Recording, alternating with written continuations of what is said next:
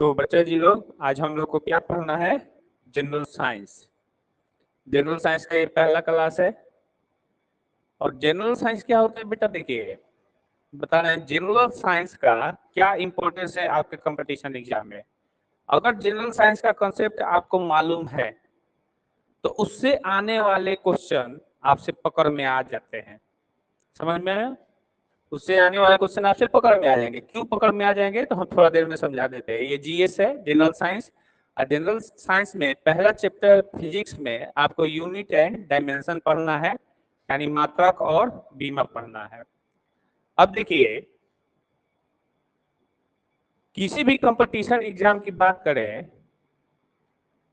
किसी भी कंपटीशन के एग्जाम में अगर देखा जाए तो क्वेश्चन कहाँ से आते हैं, तो ध्यान दीजिए। देखिए, ये होता है मैथ, उसके बाद होता है जीके एंड जीएस। ठीक है, जीके एंड जीएस। उसके बाद होता है रीजनिंग, उसके बाद होता है इंग्लिश। ठीक है। अब देखिए, मैथ के क्वेश्चन क्या है कि मैथ के क्वेश्चन आप तभी पकड़ पाओगे जब मैथ आप कंसेप्चुअल भी जानते हो और ट्रिकी भी जानते हो, और प्लस में स्पीड के साथ साथ आपकी एक्यूरेसी भी हो। तो मैथ के क्वेश्चन आप अच्छे से टच कर सकते हो मेरे बच्चों, समझे। लेकिन अगर बात आती है जीके जीएस की, तो जीके अलग पोर्शन में आ जाता है और जीएस अलग पोर्शन में आ जाता है। इन दोनों में अंतर क्या होता है जरा समझ लो। अगर समझ जाओगे तो तुम्हें जीएस का जीके से ज्यादा इंपॉर्टेंस क्या है ये तुम अच्छे से समझ जाओगे। कैसे? तो देखिए, जीके में जो क्वेश्चन आते हैं वो history, geography, polity and economy, और साथ ही साथ थोड़ा सा इसमें करेंट अफेयर्स भी रहता है। ठीक है।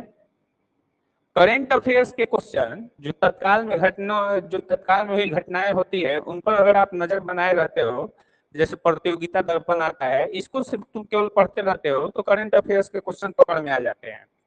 लेकिन हिस्ट्री, ज्योग्राफी, इकोनॉमी, पॉलिटी के क्वेश्चन क्या होते हैं कि इसके लिए जनरली बच्चे लूसेंट से तैयारी करते हैं। लूसेंट का या तो ऑब्जेक्टिव लेते हैं या सब्जेक्टिव लेते हैं, और यहाँ से वो बच्चे तैयार करते हैं। और यहाँ से तैयार किया हुआ क्वेश्चन क्या होता है, ये डिपेंड करता है एग्जाम सेटर पर। ये अगर आपसे क्वेश्चन पकड़वाना है तो पूछेगा कि भारत के वो कौन से राष्ट्रपति थे जो इसरो में साइंटिस्ट भी रह चुके थे और उन्होंने अग्नि मिसाइल उन्होंने ही बनाया था। तो आप जानते हो कौन है, बताइए। एपीजे अब्दुल कलाम। लेकिन अगर आपसे क्वेश्चन उसको नहीं पकड़वाना है तो जानते हो कैसे सेट करेगा? क्वेश्चन ये सेट करेगा कि एपीजे अब्दुल कलाम के पिताजी का नाम क्या है। अब बताइए, बात समझ में आया ना? तो यही अंतर हो जाता है बेटा जीके एंड जीए से, कि मतलब अगर आपसे क्वेश्चन पकड़वाना होगा ना तो आपसे पकड़वा देगा, क्योंकि जनरली बच्चे लूसेंट पर कमांड करके जाते हैं। और उसके बाद जितने भी जीके के बुक आते हैं वो लूसेंट से थोड़ा मोड़ा ज्यादा या थोड़ा मोड़ा कम रहते हैं, इसी से ज्यादा का अंतर नहीं होता है। तो अगर बच्चे लूसेंट पर कमांड करके जाते हैं तो ये पकड़ लेते हैं। लेकिन बात आती है जीएस की, तो जीएस में आप कितना भी लूसेंट पढ़ लो, अगर आपको कॉन्सेप्ट नहीं मालूम है ना तो आप जीएस में मार खा जाओगे। ठीक है। अगर आपको कंसेप्ट नहीं मालूम है तो जीएस के जो क्वेश्चन होते हैं उसमें आप जाकर मार खा जाओगे। कैसे मार खाओगे? तो एक दो क्वेश्चन हम बता दे रहे हैं, देखिए। अब आपसे पूछेगा कि अगर कोई व्यक्ति अपने सर पर वजन लेकर चल रहा है, जैसे कूली सर पर वजन लेकर चलता है, तो उसके द्वारा किया गया वर्क डन कितना होगा। तो अगर तुम रट्टा मारे हो तो ये क्वेश्चन आपको लूसेंट के जनरल साइंस में मिल जाएगा कि इसके द्वारा किया गया वर्क डन 0 होता है।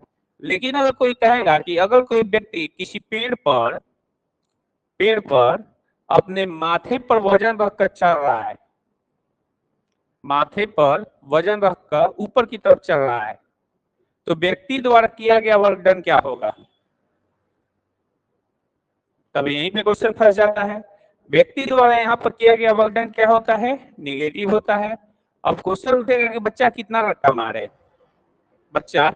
मारे, ये क्वेश्चन जीएस का है, हम बता रहे जनरल साइंस का है। वर्क, वर्क यानी कार्य, कार्य के कंसेप्ट का है। अगर बच्चा कार्य का कंसेप्ट पढ़ा होगा तो W बराबर F vector dot S vector होता है, ठीक है, और W बराबर एफ एस कॉस थीटा होता है, ठीक है मेरे बच्चों, समझ गए।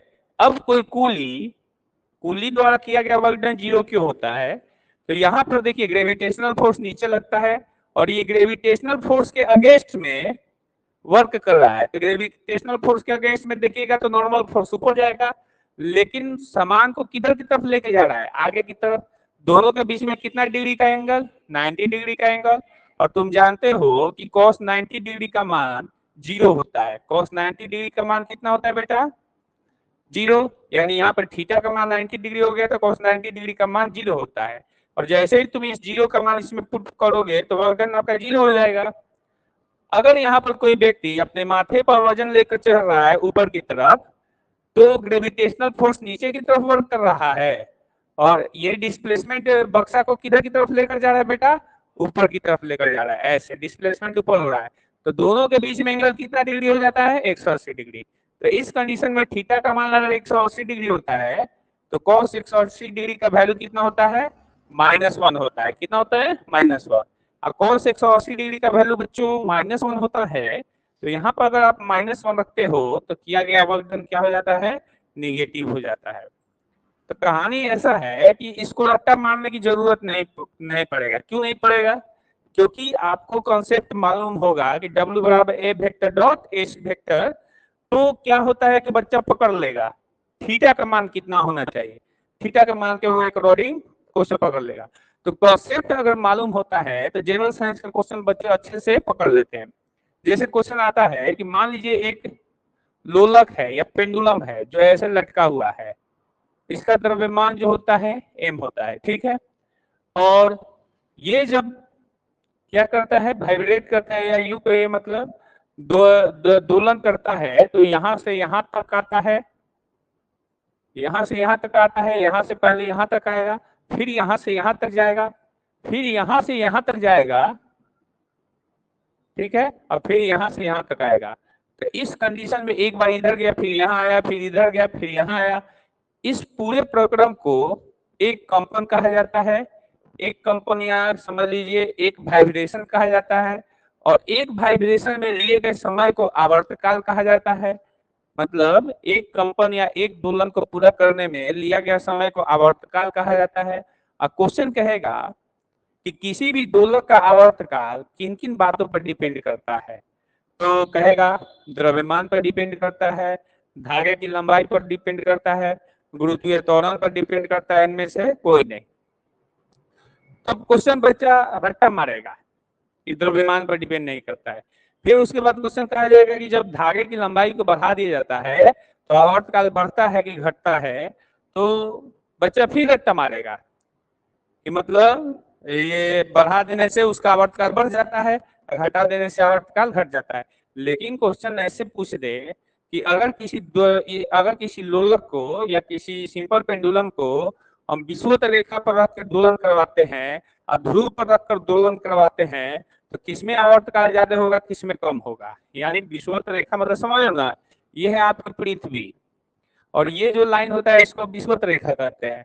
यहाँ पर अगर तुम पेंडुलम को रख के उसको दोलन करवाओगे, और ध्रुव ये होता है उत्तरी ध्रुव और ये होता है दक्षिणी ध्रुव, यहाँ पर रखकर अगर दोलन करवाओगे तो उसका आवर्तकाल बढ़ेगा घटेगा। तो चलिए बेटा, तो बच्चा कितना रट्टा मारेगा? तो रट्टा मारने की यहाँ पे जरूरत नहीं है, बच्चे को समझना चाहिए कि किसी भी सिंपल पेंडुलम के आवर्तकाल का सूत्र होता है T बराबर 2 पाई रूट अंडर L बटा में G। ये L क्या है? तो धागे की लंबाई है। G क्या है? तो गुरुत्वीय त्वरण के नीचे की तरफ लगने वाला G है। तो सबसे पहली बात यहाँ पर देखिए मेरे बच्चों कि ये जो आवर्तकाल है, टाइम पीरियड यानी वन वाइब्रेशन करने में लिया गया टाइम पीरियड जो है, इसमें कहीं कोई द्रव्यमान आ रहा है, m का मान आ रहा है, बोलो m कहीं है? देखो तो ये गोलक का द्रव्यमान कहीं इसमें दिखाई दे रहा है? नहीं है। तो इसका मतलब किसी भी लोलक का आवर्तकाल यानी t, आवर्तकाल यानी टाइम पीरियड, उस लोलक के द्रव्यमान से मुक्त होता है, द्रव्यमान पर निर्भर नहीं करता है। अब बात आती है लंबाई की। अगर तुम लंबाई को बढ़ाओगे तो टाइम पीरियड बढ़ेगा, और लंबाई को घटाओगे तो टाइम पीरियड घटेगा। अब बात करते हैं बेटा जी। जी का मान जो होता है बेटा विषुवत रेखा पर कम होता है, तो जी का मान विषुवत रेखा पर कम होगा, तो जी का मान कम होगा तो टाइम पीरियड बढ़ जाएगा।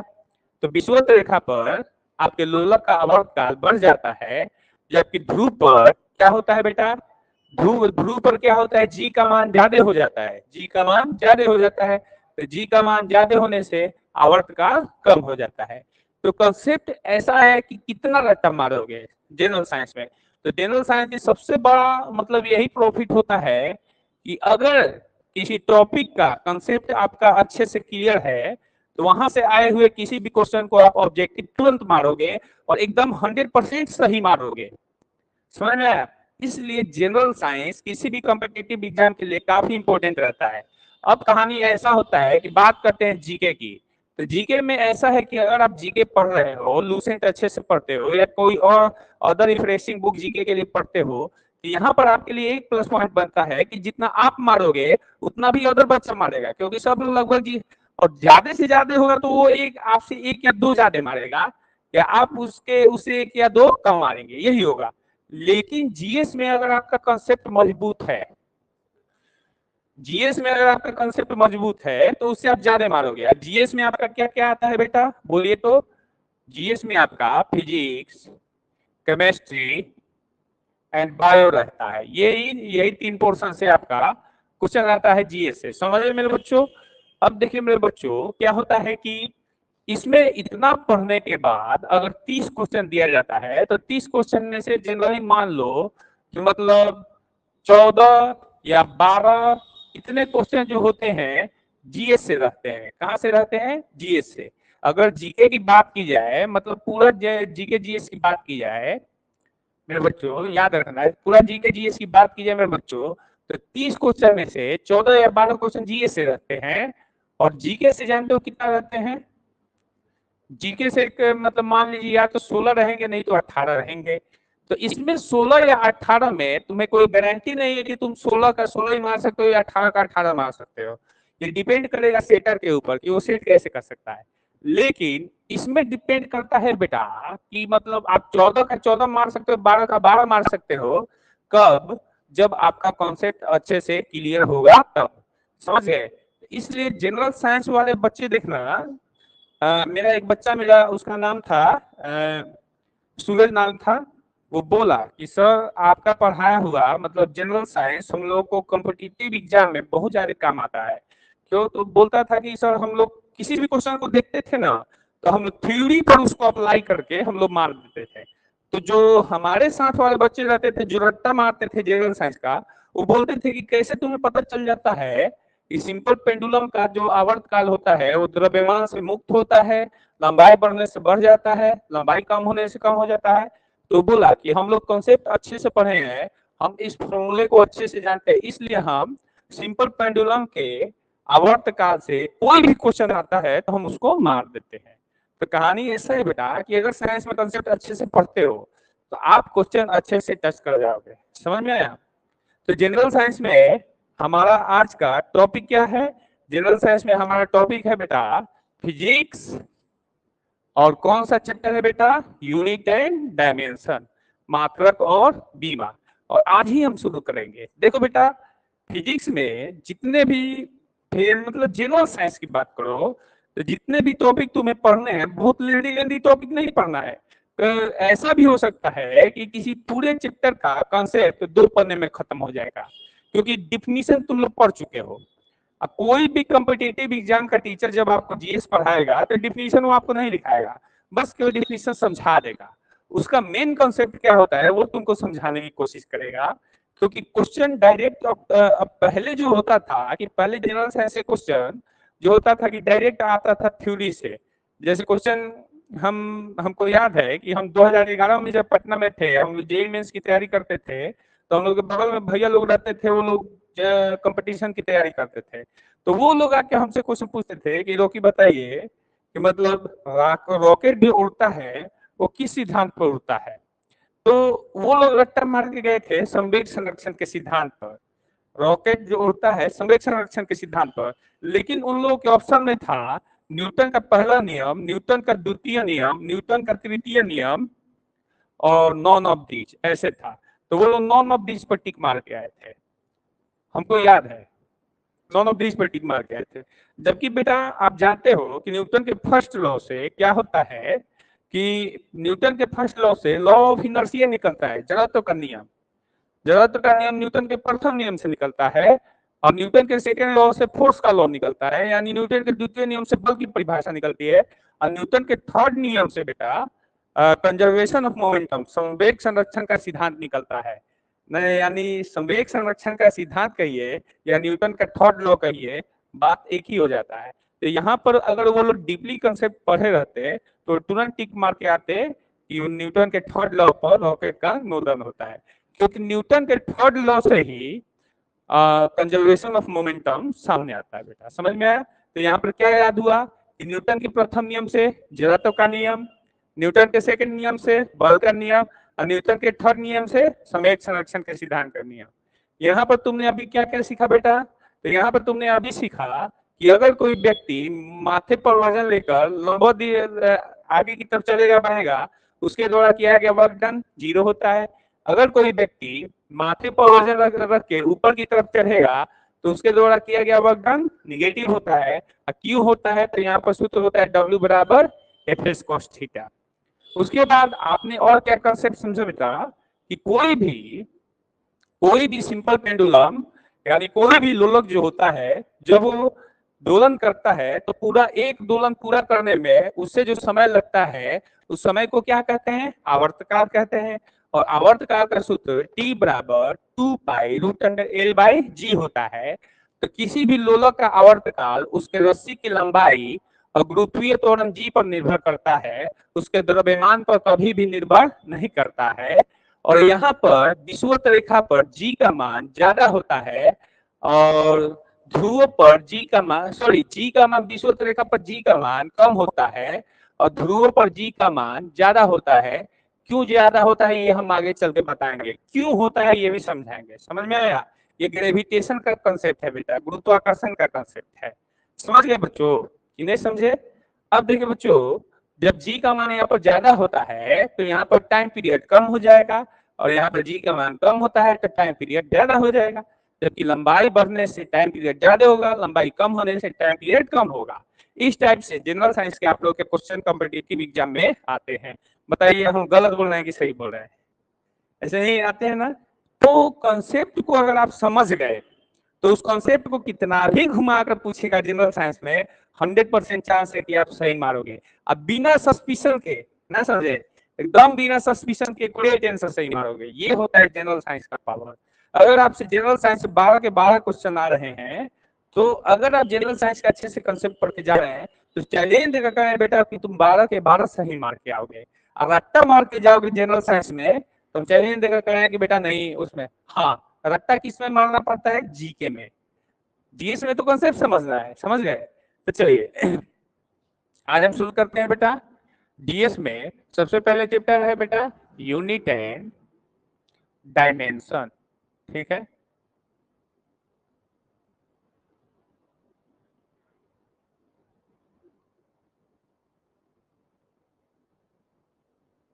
मात्रक और बीमा। ठीक है बेटा, मात्रक और बीमा। मात्रक और बीमा होता क्या है बेटा? तो देखिए सबसे पहले तो आप ये जान लो कि जनरल साइंस में आप पढ़ क्या रहे हो मेरे बच्चों? फिजिक्स पढ़ रहे हो। अब फिजिक्स में किसके बारे में पढ़ा जाता है बेटा? बोलिए तो। Physical quantity. फिजिकल क्वांटिटी यानी भौतिक राशियां। कौन सी राशियां? भौतिक राशियां। अब क्वेश्चन उठेगा कि भौतिक राशियां होती क्या है? तो एक बात समझ लो बेटा, इस जनरल साइंस के तीनों ब्रांच फिजिक्स, केमिस्ट्री और बायो में फिजिक्स को तुम डॉन समझ लेना। ये डॉन होता है, कहोगे क्यों? तो इसके जो लैंग्वेज होते हैं ना सब एकदम मतलब गुंडई वाला लैंग्वेज होता है। कैसे? तो मार के धोके तुमको लंबड़ा देंगे। लंबड़ा देंगे यानी लंबाई। बेटा समय का इंतजार करो, तुमको देख लेंगे। समय, टाइम, ना समझे, मारेंगे वो चपटा हो जाओगे, चपटा यानी चौड़ाई, समझ में आया। उठा के फेंकेंगे तो तेजी से भागोगे, भागोगे यानी वेलोसिटी। बाबू दो घूसा देंगे ना तो होश में आ जाओगे, घूसा देने का मतलब फोर्स। तो देखो बेटा, ये जितना भी इसका लैंग्वेज होता है सब गुंडई वाला लैंग्वेज होता है, यानी फुल्ली ये गुंडई लैंग्वेज से भरा हुआ होता है, समझ में आया। लमड़ा देंगे, चट्टा कर देंगे, उठा के फेंक देंगे, मार के फोड़ देंगे, डिस्टर्ब कर देंगे। पावर है का हमसे ज्यादा है, पावर यानी शक्ति, पावर एजी कैसे शुरू हुआ, एजी कैसे खत्म, पावर दोस्तों कोई कहाँ से ले ली, झमकावला से हुई। ये जितना भी उसका गुंडई वाला लैंग्वेज में शब्द यूज करता है ये सब फिजिक्स का होता है। तो फिजिक्स में किसके बारे में स्टडी करना होता है बेटा, बोलिए तो, किसके बारे में स्टडी करना होता है बताइए। फिजिकल क्वांटिटी के बारे में, किसके बारे में, फिजिकल क्वांटिटी यानी भौतिक राशियों के बारे में। अब भौतिक राशियां कौन होती हैं, तो भौतिक राशियां देखिए, लेंथ यानी लंबाई, ब्रेथ यानी चौड़ाई, हाइट यानी ऊंचाई, नहीं समझे, टाइम यानी समय, स्पीड यानी चाल, इलेक्ट्रिक करंट यानी विद्युत धारा, नहीं समझे, फोर्स यानी बल, वर्क यानी कार्य, पावर यानी शक्ति। ये सारे के सारे मतलब फिजिकल क्वांटिटी बहुत सारे होते हैं। और सबसे बड़ी बात होती है कि फिजिकल क्वांटिटी किसे कहते हैं, तो तुम लोग मैथ में याद किए होंगे, वे सभी राशियां जिनके पदों में भौतिकी के नियमों को हम निरूपित करते हैं उन्हें हम भौतिक राशियां कहते हैं, यानी ऐसी राशियां जिनके ऊपर भौतिकी का नियम अप्लाई हो जाए। भौतिकी में जितने भी नियम लिखे गए हैं, चाहे न्यूटन के लॉ हो या आइंस्टीन के लॉ हो या केपलर के लॉ हो, इनके सारे नियम जो होते हैं उन राशियों पर अगर अप्लाई होना शुरू हो जाए, जितने भी साइंटिस्ट अपने लॉ लेकर गए हैं और जिन जिन राशियों पर अप्लाई होते हैं वो सारी की सारी भौतिक राशियां होती हैं। और भौतिक राशियों को बांटा गया, क्या किया गया बेटा, बांटा गया। भौतिक राशियों को बांटने का तरीका क्या हुआ बेटा, तो सबसे पहले भौतिक राशियों का पहले तरीके में जब बांटा गया तो उसमें बोला गया कि भौतिक राशियों को दो कैटेगरी में बांटा जाता है। कौन कौन बेटा, तो हम बता दे रहे हैं। पहला होता है मूल या आधारी राशियां, मूल या आधारी राशियां, हाँ, मात्रक नहीं, राशियां। अभी राशि के बारे में पढ़ रहे हो, राशि अलग चीज है, मात्रक अलग होता है, समझ में आया मेरे बच्चों। मूल या आधारी राशियां। दूसरी होती है बेटा व्युत्पन्न राशियां, व्युत्पन्न राशियां, ठीक है। व्युत्पन्न राशियों के बाद यानी जितने भी भौतिक राशियां हैं उनको पहले क्लासिफिकेशन के आधार पर बेटा मूल या आधारी राशियां, दूसरी व्युत्पन्न राशियां में बांटा जाता है। और दूसरा क्लासिफिकेशन क्या कहता है, तो दूसरा क्लासिफिकेशन कहता है कि जितनी भी भौतिक राशियां हैं उनको आप तीन कैटेगरी में बांटते हो। कितने कैटेगरी में बांटते हो, तीन कैटेगरी। कौन कौन, अदिश राशियां, दूसरा सदिश राशियां, तीसरा प्रदिश राशियां। कौन सी राशियां बेटा, प्रदिश राशियां। अदिश राशि किसे कहते हैं, तो जिसमें केवल परिमाण हो। सदिश राशि किसे कहते हैं, तो जिसमें परिमाण के साथ साथ दिशा भी हो, उन्हें हम सदिश राशि कहते हैं, ठीक है बेटा। परिमाण के साथ साथ दिशा भी हो। अप्रदिश किसे कहते हैं, तो वैसी राशि है जो अदिश भी हो और सदिश भी हो, न समझे। वैसी राशियां जो अदिश भी हो और सदिश भी हो उन्हीं को हम कौन सी राशियां कहते हैं, प्रदिश राशियां कहते हैं। अदिश राशि किसे कहते हैं, तो जिनके पास केवल परिमाण हो। सदिश किसे कहते हैं, तो जिसके पास परिमाण के साथ साथ दिशा भी हो। और प्रदिश किसे कहते हैं, तो जिनके पास अदिश और सदिश दोनों का गुण है। भौतिक राशियां किसे कहते हैं, तो जिनके ऊपर भौतिकी के नियम क्या हो बेटा, हाँ, जिनके ऊपर भौतिकी के नियम, जिनके ऊपर भौतिकी के नियम निरूपित हो जाए या अप्लाई हो जाए, ठीक है।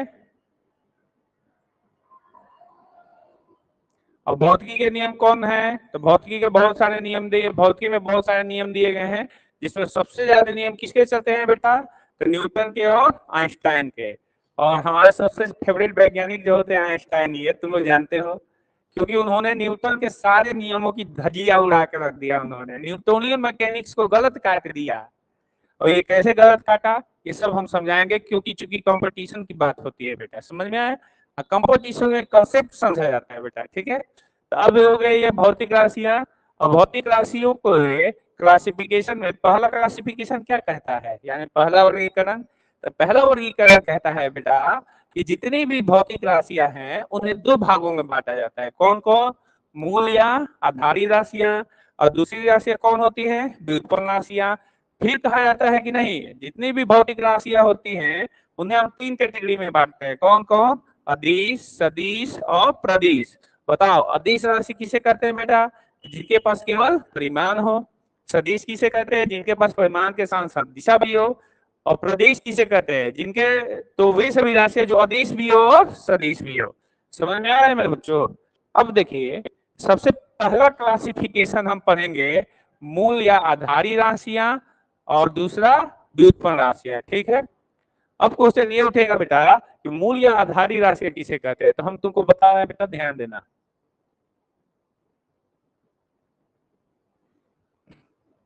ये बेटा मूल या आधारी राशियां, ध्यान देना, मूल या आधारी राशियां।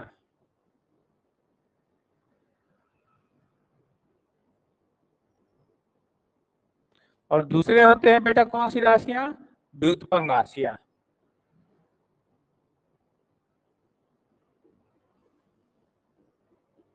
देखिए, क्वेश्चन कहेगा कि मूल या आधारी राशियां किसे कहते हैं, तो वे सभी भौतिक राशियां जो स्वतंत्र होती है, वे सभी भौतिक राशियां जो स्वतंत्र होती है, मतलब किसी के ऊपर निर्भर नहीं करती है। क्या होती है बेटा? स्वतंत्र होती है।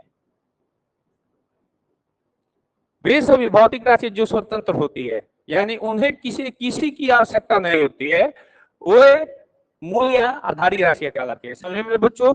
अब देखिए, व्युत्पन्न राशियां किसे कहते हैं, तो वे सभी भौतिक राशियां, नहीं नहीं, वे सभी भौतिक राशियां जो स्वतंत्र नहीं होती हैं, मतलब ये स्वतंत्र नहीं है, तो क्या है? ये निर्भर कर रही है, निर्भर करती है, ये स्वतंत्र नहीं है। क्या है बेटा? ये स्वतंत्र नहीं है, ठीक है।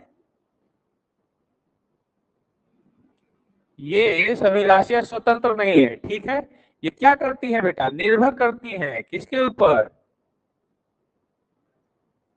निर्भर करती है मूल या आधारी राशियों पर।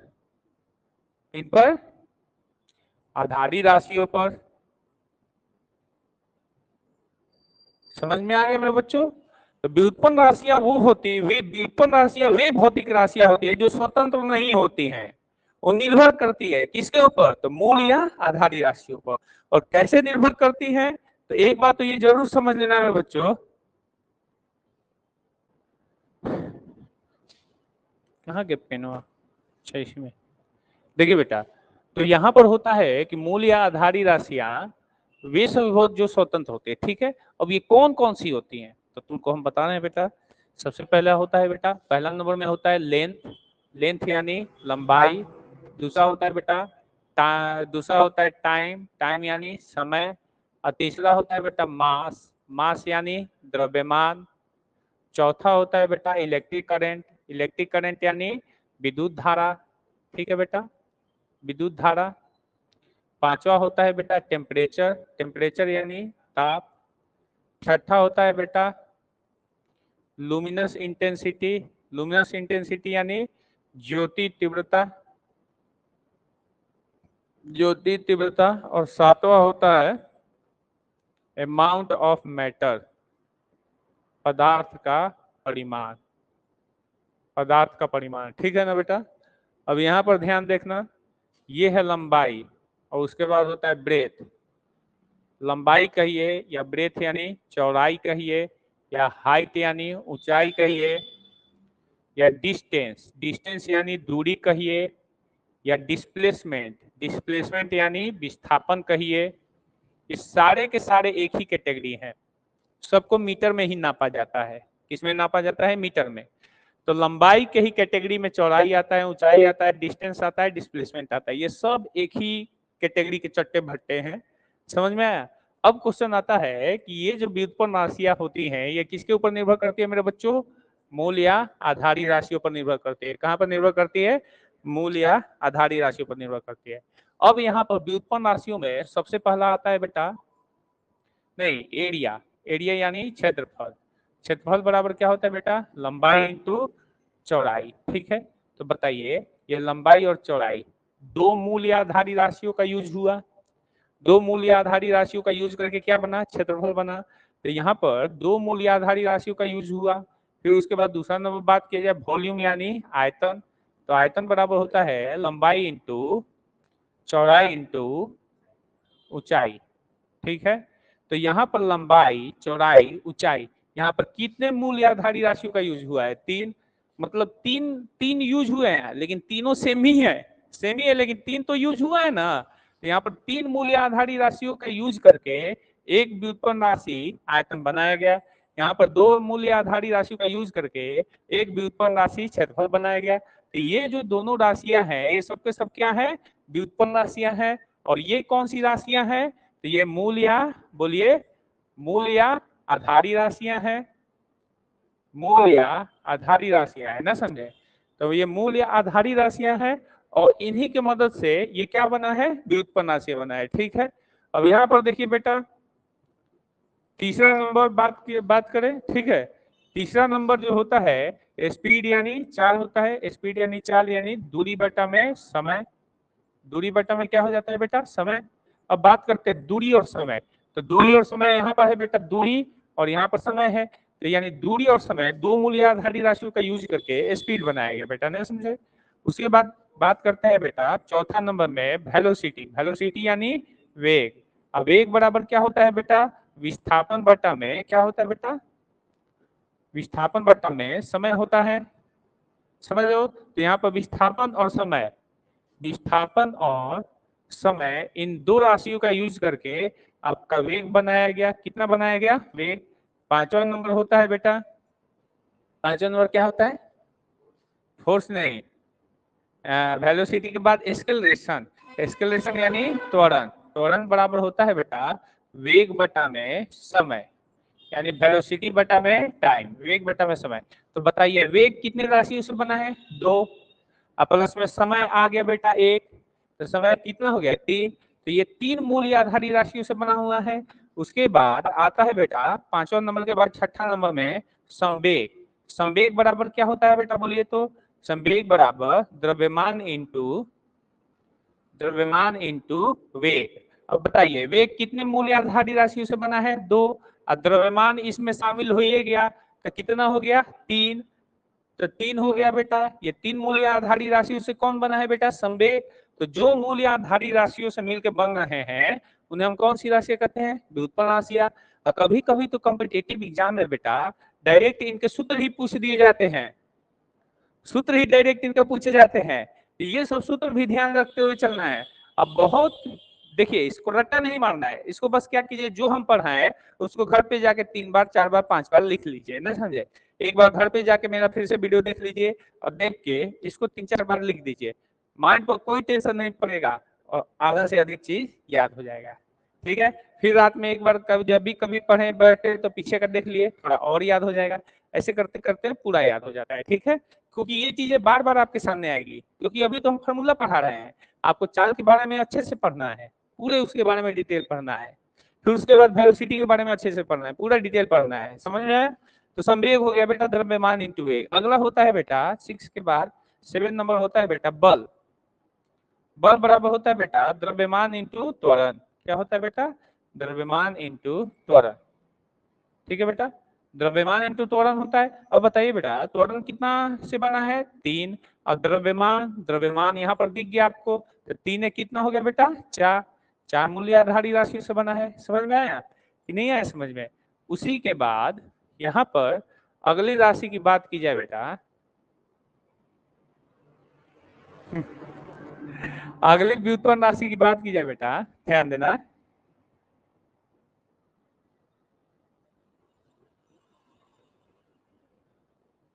अगले व्युत्पन्न राशि की बात की जाए कि बल बराबर द्रव्यमान इंटू त्वरण हो जाएगा। अगला हो जाएगा बेटा 8 नंबर में आवेग बराबर बल इंटू समय होता है बेटा, बल इंटू समय। बल बल देखिए बेटा, बल कितनी राशि से बना है, कितनी मूल्य आधारी राशियों से, 4। और फिर उसके बाद एक समय आ गया, तो समय यहाँ पर है बेटा कितना हो गया, 5। 5 मूल्य आधारी राशियों से बना है बेटा, ठीक है। कौन, आवेग। आवेग 5 या मूल आधारी राशियों से बना है, ठीक है। तो जो राशियां मूल्य आधारी राशियों से बनी होती है उन्हें यह व्युत्पन्न राशियां कहते हैं। तो ये जितने भी ये राशियां आपको देखने को मिल रहा है, ये सब के सब कौन सी राशियां हैं, व्युत्पन्न राशियां हैं, क्योंकि ये किससे बनी है बेटा, मूल्य आधारी राशि से बनी है। ये हो गया आवेग। आवेग के बाद 9 नंबर में अगर देखा जाए बेटा, तो यहाँ पर होता है बेटा बलाघूर्ण। क्या होता है, बलाघूर्ण। तो बलाघूर्ण बराबर होता है लंबवत दूरी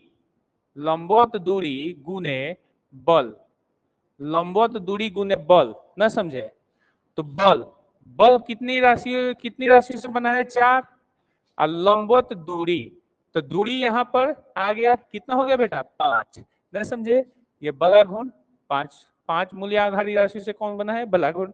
अब क्वेश्चन होता है कि बलाघूर्ण का इंपोर्टेंस क्या है, तो बलाघूर्ण से जानते हो क्वेश्चन क्या आता है, पंखा किसके कारण घूमता है, पंखा किसके कारण घूमता है। तो घूमना मतलब घूर्णन गति। अगर कोई भी वस्तु घूर्णन गति कर रही है, तो कोई भी वस्तु घूर्णन गति जानते हो किसके कारण करती है, बलाघूर्ण। जैसे लट्टू का नाचना घूर्णन गति, पंखे का नाचना घूर्णन गति, दरवाजे का नाचना, दरवाजा जब तुम खोलते हो तो दरवाजा नाचता है ना ऐसे से, वो भी घूर्णन गति। कोई पहिया नाचता है, घूर्णन गति। तुम रिंच से किसी नट बोल्ट को टाइट करते हो, वहां पर भी घूर्णन गति। तो जहां पर भी घूर्णन गति मिले वहां पर समझ लेना किसके कारण घूर्णन गति होता है बेटा, बलाघूर्ण के। कंपटीशन का सबसे इंपॉर्टेंट क्वेश्चन है ये, समझ में आया कि नहीं समझ में आया। अब देखिए बेटा उसके बाद कहानी क्या आता है कंपटीशन में, ये 10 नंबर होता है बेटा बलाघूर्ण के बाद कार्य। कार्य बराबर बेटा क्या होता है, बल इंटू विस्थापन। कार्य बराबर बल इंटू विस्थापन। तो यहाँ पर बल कितने मूल्य आधारी राशि से बना है, 4। और विस्थापन यहाँ पर देखिए बेटा कहाँ पर है, यहाँ पर विस्थापन है। तो विस्थापन मूल्य आधारी राशियों में शामिल है, तो कितना हो गया टोटल, 5। 5 मूल्य आधारी राशियों को मिलकर क्या बना बेटा, कार्य बना, नहीं समझे। उसके बाद 11 नंबर क्वेश्चन आता है ऊर्जा। क्या होता है बेटा, ऊर्जा। ऊर्जा ऊर्जा ऊर्जा मतलब ऊर्जा, ठीक है। तो ऊर्जा ऊर्जा बराबर क्या होता है बेटा, तो ऊर्जा बराबर होता है कार्य करने की क्षमता। क्या होता है बेटा, कार्य करने की क्षमता। आपके अंदर ऊर्जा जितनी होगी आपके अंदर कार्य करने की क्षमता उतना ही अधिक होता है। यानी ऊर्जा बराबर कार्य। क्या हो गया बेटा, ऊर्जा बराबर कार्य। आपके पास जितनी एनर्जी होगी आप उतना ही ज्यादा वर्क करोगे, आपके पास जितनी कम एनर्जी होगी आप उतना ही कम कार्य करोगे। समझ में आ रहा है मेरे बच्चों कि नहीं आ रहा है।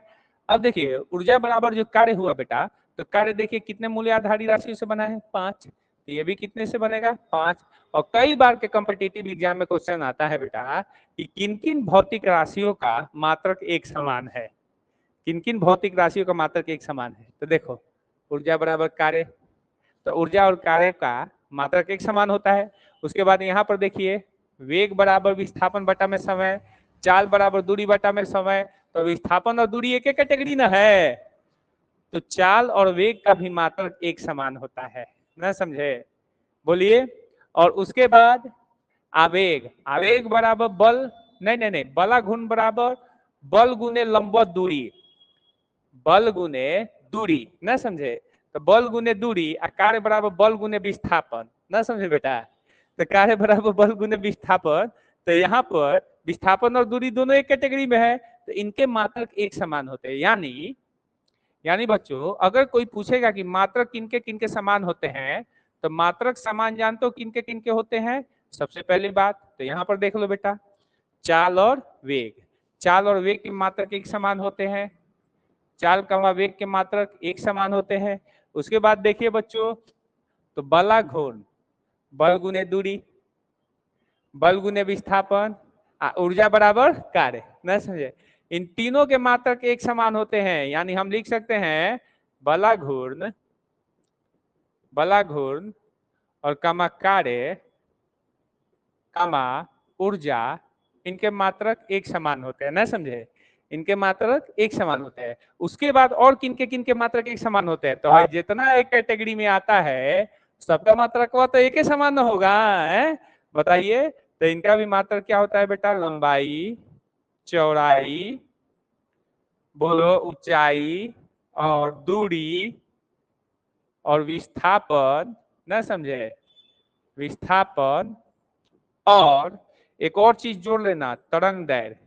क्या होता है बेटा, तरंग दैर्घ्य। इन सभी का मात्रक एक समान होता है, और ये पहला कैटेगरी है, ये दूसरा कैटेगरी है, और ये तीसरा कैटेगरी है। चाल या वेग का मात्रक मीटर प्रति सेकंड होता है।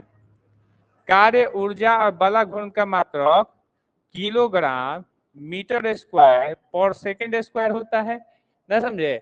इसी को जूल पढ़ा जाता है, क्या पढ़ा जाता है, जूल। लेकिन जूल के लिए ना रे बेटा केवल इनका यूज किया जाता है, बलाघूर्ण का यूज नहीं होता है। कार्य और ऊर्जा के लिए जूल यूज किया जाता है, लेकिन बलाघूर्ण, लेकिन मात्रक निकालोगे तो सबका यही आएगा, किलोग्राम मीटर स्क्वायर पर सेकंड स्क्वायर। अब बात करते हैं लंबाई, चौड़ाई, ऊंचाई, दूरी, विस्थापन और तरंग दैर्घ्य। तरंग दैर्घ्य का मात्रक क्या, सबका मात्रक मीटर होता है, नहीं समझे बेटा। तो ये सब वो राशियां होती है जिनके मात्रक समान होते हैं। कंपटीशन के एग्जाम में सबसे ज्यादा क्वेश्चन पूछे जाते हैं अगर मात्रक से, तो यही पूछे जाते हैं कि किनके मात्रक समान होते हैं और किनके मात्रक समान नहीं होते। समान का सबसे ज्यादा पूछा है। अब क्वेश्चन ये भी पूछा जाता है कि किनका मात्रक नहीं होता है, कौन कौन मात्रक विहीन होते हैं, वो सब बताएंगे। अभी वेट करो बेटा, अब तो खेल शुरू हुआ है, मजा आएगा जब हम लोग उतरेंगे फील्ड में। चलिए देखिए बेटा, यहाँ पर अगली बात अगर बात की जाए बेटा, तो यहाँ पर ऊर्जा हो गया, कार्य हो गया। अब नेक्स्ट क्वांटिटी है बेटा शक्ति। क्या है बेटा, शक्ति। शक्ति बराबर क्या फॉर्मूला होता है बेटा, शक्ति बराबर कार्य बटा में समय। शक्ति बराबर कार्य बटा में क्या होता है बेटा, समय। अब कार्य में देख रहे हो कितने बार तुमने यूज किया है, 5, और समय 1, यानी कितना हो गया, 6। समय, यहाँ पर समय है बेटा, देखो ये समय है मूल्य आधारित राशियों में। तो कार्य जो है बेटा 5 मूल्य आधारित राशियों से बना है, और एक समय कितना हो गया, 6। उसके बाद आता है बेटा 12 नंबर में दाब। दाब बराबर क्या होता है बेटा, तो दाब बराबर होता है बल बटा में क्षेत्रफल। बल बटा में क्या होता है बेटा, क्षेत्रफल। अब बताओ बल कितने से बना है, तुम ही लोग देखो तो बेटा। बल यहाँ पर 4 से बना है बेटा, बल 4 से बना है, और क्षेत्रफल 2 से बना है। क्षेत्रफल कितना से बना है, 2 से। तो 4 और 2 कितना हो जाएगा बेटा, बताओ तो। 4 और 2 टोटल 6 मूल्य आधारित राशियों से बना है। तो इस टाइप से क्वेश्चन आपके आते हैं। समझ में आया, उतारना चाहोगे, चलो इसको नोट कर लो बेटा।